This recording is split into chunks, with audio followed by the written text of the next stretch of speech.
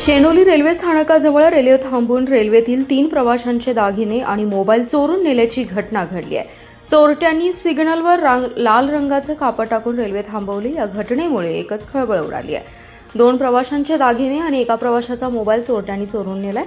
सुमारे 52,000 रुपये किमतीचा मुद्देमाल चोरीस गेल्याची नोंद लोहमार्ग पोलिसात झाली आहे। सदरचा गुन्हा मिरज लोहमार्ग पोलीस ठाण्याकडे वर्ग करण्यात आला असून सहाय्यक पोलीस निरीक्षक मुंडे पुढील तपास करीत आहेत।